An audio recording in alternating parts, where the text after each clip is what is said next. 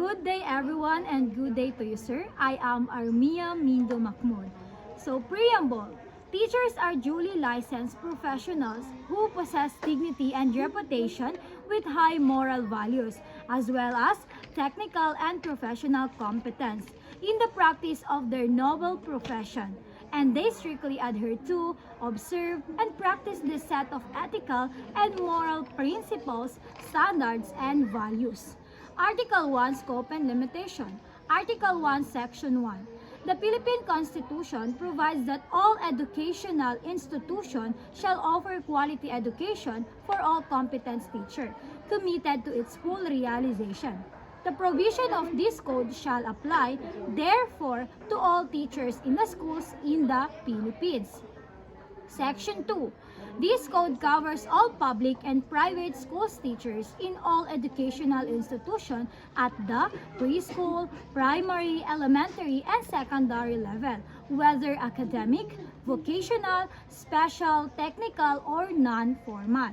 Article 2. The teacher and the state. Section 1.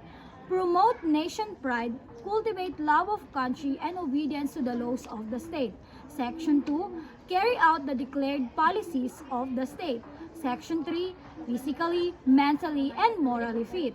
Section 4. Full commitment and devotion to duty. Section 5. Not engage in the promotion of any political, religious, or of the partisan interest. Section 6.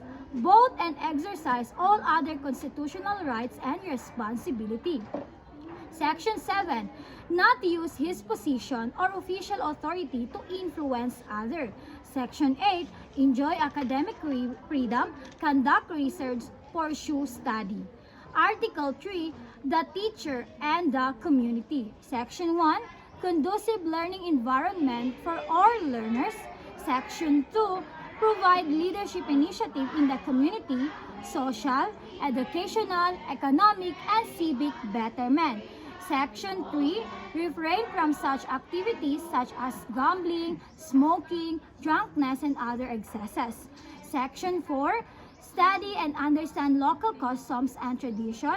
Section 5. Inform the community on the school works and accomplishments as well as its needs and problems.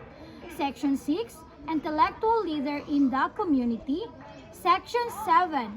Maintain harmonious and pleasant personal and official relation with other professionals with government officials. And Section 8. Freedom to attend and worship as appropriate, but shall not make his position and influence to proselyte others. So, Section 4. The teacher and the profession. Section 1. Ensure that teaching is the noblest profession and shall manifest genuine enthusiasm and pride in teaching as noble calling. Section 2. Uphold the highest possible standards of quality education and shall make best preparation and shall make best preparation for the career of teaching. Section 3. Participate in continuing professional education or CPE and pursue such studies as will improve his efficiency, enhance the prestige of the profession, and strengthen his competence to be nationally and internationally competitive. Section 4. Seek support from the schools and shall not make improper misrepresentation of personal advertisement and other questionable means. Section 5. May use the teaching profession in a manner that makes it dignified for earning decent living. Article 5. The teacher and the teaching community. Section 1. Imbue the spirit of professional loyalty, mutual confidence, and faith in one another, support for the common goods, and full cooperation with colleagues when the best interest of the learners, the school, or the profession is at stake. Any controversy, teachers shall support one another. Section 2.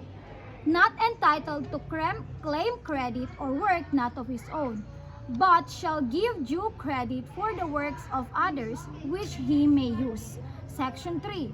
Before leaving his position, a teacher shall organize for whoever assumes the position such records or other data. Section 4.